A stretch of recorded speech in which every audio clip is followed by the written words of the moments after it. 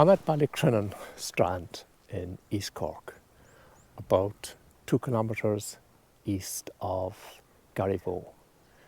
This morning I'm heading across to the headland behind me, and beyond that is a place called Warren Strand.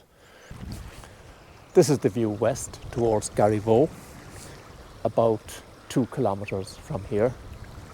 A very pleasant walk along the beach and fine views of Ballycotton and the island. Well worth the trip. Most people who walk from Garryvoe to this particular point tend to turn back. There are often large accumulations of seaweed making progress difficult. And besides, there's a rocky section further on, which can be difficult to negotiate if you're not particularly sure-footed. So it's not really a place to bring children, for example, and you also have to be conscious of the tide times. It would not be advisable to get stuck across the strand there in high tide. So be careful of that if you're coming this particular way.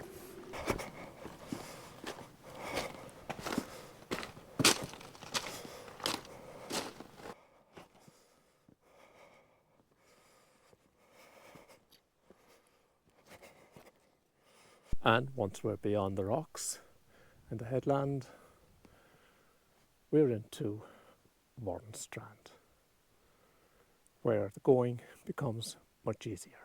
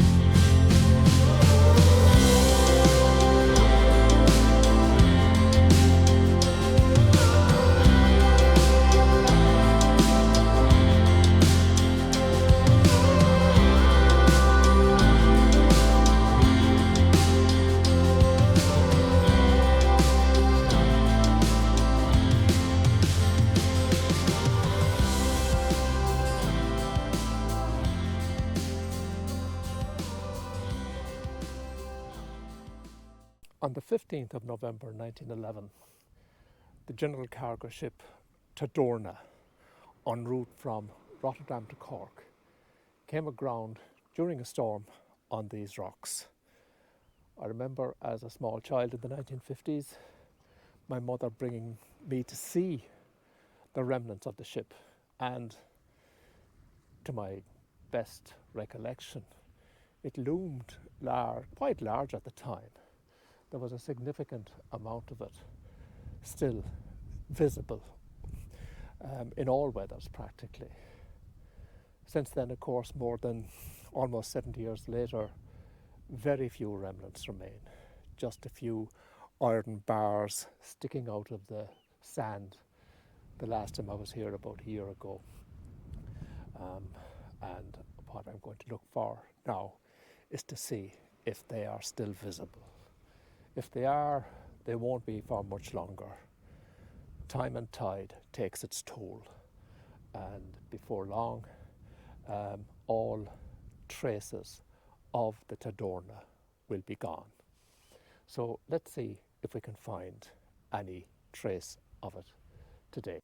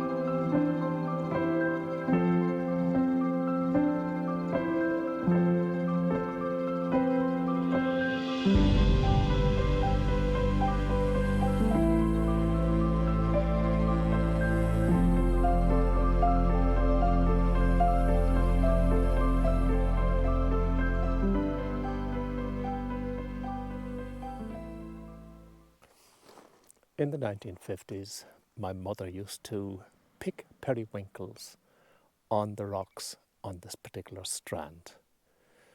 This section of it over here we refer to as the cow. It may well be referred to as that by local people, for all I know. I think the name probably came from the Irish cowa, meaning cove.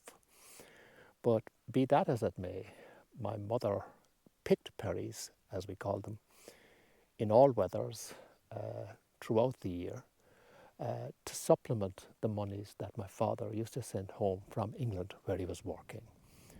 These were the lean years after the war, and there was no social welfare available, and employment was extremely scarce. So my father, like thousands of other Irishmen, had to go to England to find employment, which he did. He worked in Fords of Dagenham and in the Bedford brick factory, amongst others, and saved his money and came back in 1961, and my parents then bought a house in Youghal and we moved into town. But some of my earliest memories are on this particular stretch of Strand.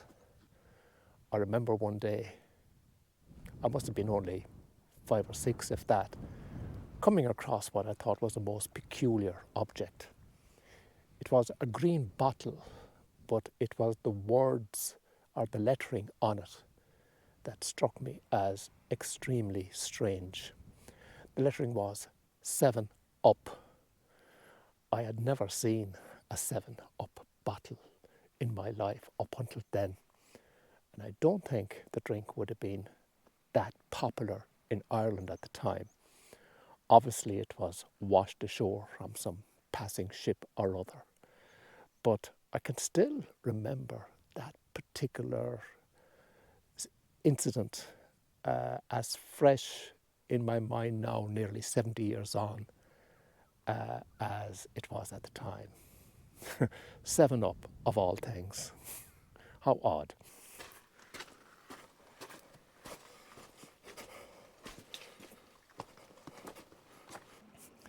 This wall behind me was built in the 1930s, and it is still more or less intact, despite the battering it gets every year from the winter storms.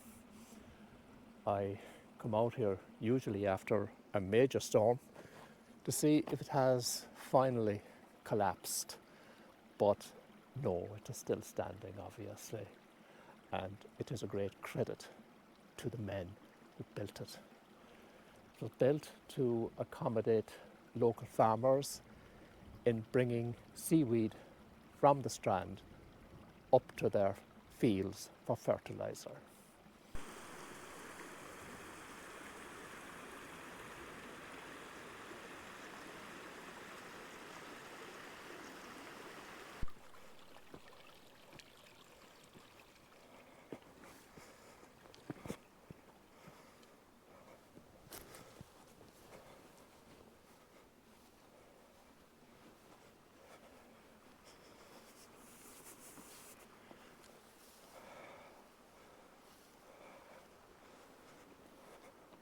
Above the wall is this large mound of earth known locally as the Liss. The Liss in Irish folklore is another word for a fairy fort. Back in 2004, Jules Gilson, an artist who was living locally at the time, created an art event in the Crawford Gallery in Cork based around the Liss. And she recorded the voices of many local people, including my mother, who reminisced about their younger days coming down here towards the Liss and onto the Strand.